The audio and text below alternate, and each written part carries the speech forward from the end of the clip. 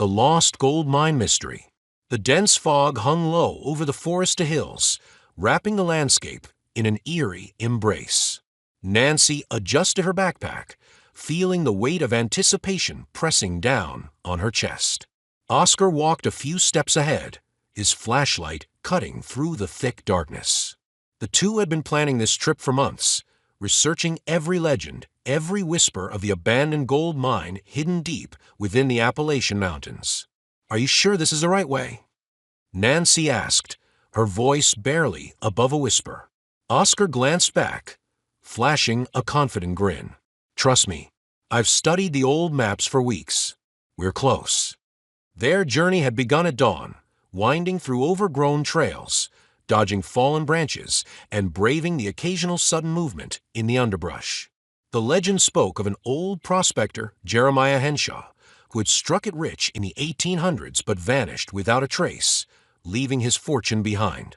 As they pushed further into the forest, the terrain grew steeper, the air heavier. Nancy wiped the sweat from her brow and took a deep breath. Then, suddenly, the earth beneath their feet gave way. "Nancy!" Oscar shouted, reaching for her hand as she tumbled down a rocky incline. She landed with a thud, groaning as she sat up. Her flashlight flickered, revealing a gaping hole in the earth, half hidden by vines and moss.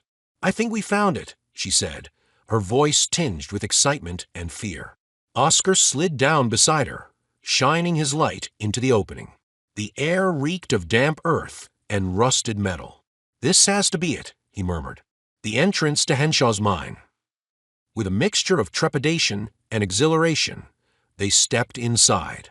The tunnel was narrow, its walls lined with crumbling support beams. Cobwebs brushed against Nancy's face, making her shudder. The further they went, the darker and colder it became. "Look at this," Oscar whispered, pointing to faint markings on the walls. "These symbols. They're not just random etchings. They might be directions." Nancy traced the carvings with her fingers, her mind racing. Henshaw must have left these to mark the way. But why? Was he trying to keep someone out, or lead someone in? Their conversation was interrupted by a distant sound, a low, rhythmic tapping that echoed through the tunnels. "Did you hear that?" Nancy's voice trembled. Oscar nodded, gripping her hand tightly. "We're not alone." The tapping grew louder, followed by a sudden gust of wind that extinguished their flashlights. Panic surged through Nancy's chest as they fumbled to relight them. When the lights flickered back to life, they found themselves staring into a vast chamber. Gold, piles of it, scattered across the floor, glittering under their beams. "We found it," Oscar whispered in awe. But before they could celebrate, a shadow moved at the edge of their vision. A figure emerged from the darkness. A man, ragged and wild-eyed, holding an old revolver. "You shouldn't be here," he growled, his voice a guttural rasp. Nancy's heart pounded as she raised her hands in surrender. "We're just explorers. We didn't mean any harm." The man's gaze flicked between them and the gold. "This mine belongs to Jeremiah Henshaw. No one leaves with his treasure." Oscar took a cautious step forward. "You're Jeremiah Henshaw. That's impossible. You disappeared over a century ago." The man let out a hollow laugh. "Time moves differently down here. The mine. It keeps you." Nancy exchanged a terrified glance with Oscar. "We have to get out of here," she whispered. Without warning, the mine rumbled, the walls shaking as if the earth itself was warning them. Henshaw lunged, but Oscar tackled him aside. "Run," he shouted. They sprinted down the tunnel, the echoes of falling rocks and the old prospector's laughter chasing them. The mine was collapsing.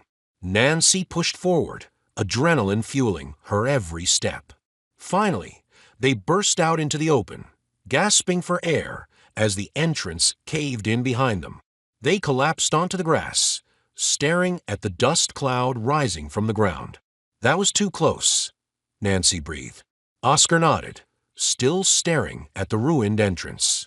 "We found it, but some things are better left undiscovered."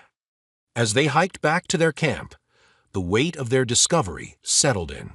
The mine's mystery would remain buried, but their adventure, and the secret they now carried, would never be forgotten.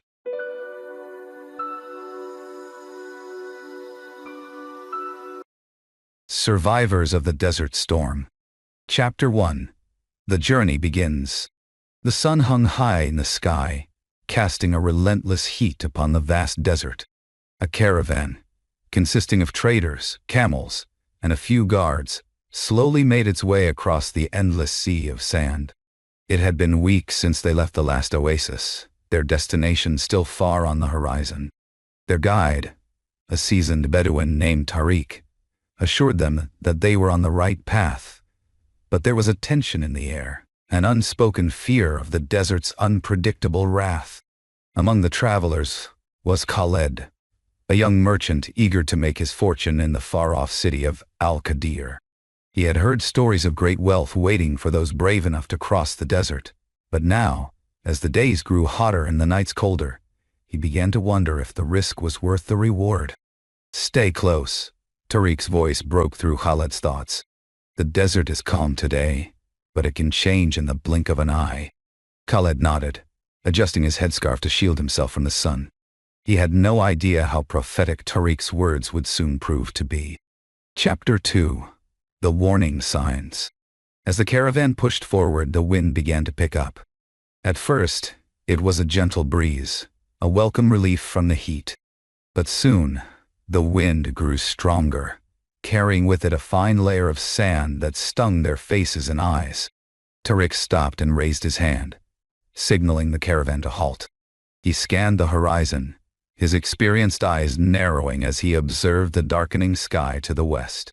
"A storm is coming," Tariq announced grimly.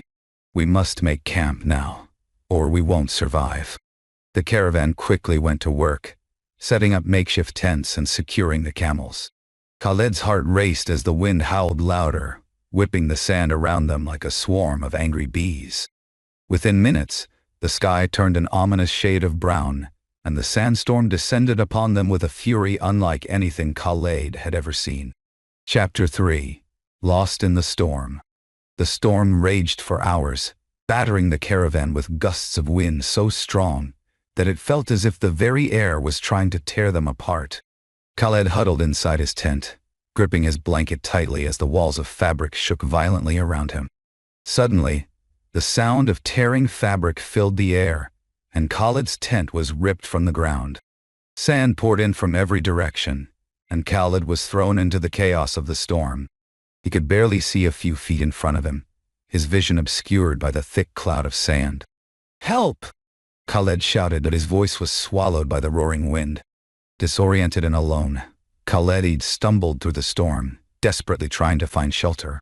Every direction looked the same, endless dunes of sand shifting in the wind. His heart pounded in his chest as fear took hold. Had the caravan been completely lost? Was he the only one left? Chapter 4. Survival Instincts. Hours later, the storm finally began to subside. The wind died down, and the sand settled, revealing a desolate landscape. Khaled collapsed to his knees, exhausted and covered in sand. He scanned the horizon, but there was no sign of the caravan. The storm had scattered them like leaves in the wind. Alone and with no clear direction, Khaled knew he had to rely on his instincts to survive. He checked his water supply, only a few sips left in his flask. If he didn't find shelter and water soon, he wouldn't make it through the next day. With no other options, Khaled began walking. The desert stretched out before him, vast and unforgiving. The sun was beginning to set, casting long shadows across the dunes. He knew he needed to find higher ground to get a better view of the area. As he climbed a nearby dune, Khaled's thoughts drifted to his family. He had left them behind, promising to return with wealth and success. But now, it seemed that fate had other plans. Chapter 5. A Glimmer of Hope. After hours of walking, Khaled reached the top of the dune and surveyed the landscape. His heart skipped a beat when he saw something in the distance. A dark shape, barely visible against the horizon. It could be a rock formation, or With any luck, the remains of a caravan camp. With renewed hope, Khaled pushed forward, his legs aching with every step.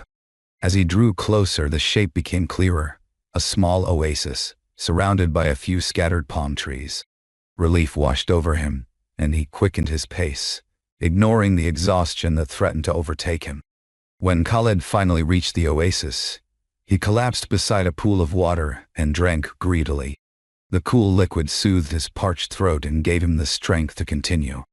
After resting for a while, he looked around and noticed something strange: footprints in the sand. He wasn't alone. Chapter 6. Strangers in the desert. Following the footprints, Khaled soon came upon a small camp nestled in the shade of the palm trees. A group of travelers, clearly survivors of the storm, sat around a fire. They looked up in surprise as Khaled approached. "Who are you?" One of them, a tall man with a scar across his cheek, asked. "Khaled," he replied, out of breath. "I was part of a caravan. We were caught in the storm. Have you seen any others?" The man shook his head. "You're the first we've seen since the storm hit. We're lucky to have found this oasis." Khaled sat down by the fire, grateful for the company. The travelers explained that they too had been separated from their caravan and were now trying to figure out their next move.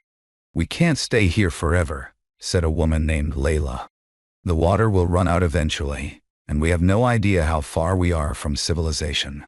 Tariq, the experienced guide who had led Khaled's caravan, suddenly appeared from the shadows. "We must move at first light," he said. "The desert is unforgiving, but if we travel at night we might stand a chance." Chapter 7. The Final Push. The group agreed to Tariq's plan, and as the sun set, they gathered their supplies and set off into the night. The desert was eerily quiet, the stars above providing the only light as they trudged through the sand. Khaled's body ached, but he pushed through the pain, determined to survive. Tariq led the way, his knowledge of the desert proving invaluable as they navigated the shifting dunes. Hours passed, and just as Khaled thought he could go no further, they spotted lights in the distance. It was a small town, nestled between the dunes like a beacon of hope. "We're almost there," Tariq said, his voice filled with relief. The group quickened their pace, their exhaustion forgotten in the face of salvation. As they reached the town's outskirts, the sense of relief was overwhelming. They had made it. Chapter 8. Reflection. In the safety of the town, Khaled looked back on the journey they had endured. The desert had tested them in ways they could never have imagined, but they had survived. He knew that he would never forget the lessons learned in the heart of the storm, the strength of the human spirit, the importance of hope, and the power of perseverance. As he prepared to continue his journey, Khaled couldn't help but smile. The desert had tried to break him, but he had emerged stronger, ready to face whatever challenges lay ahead.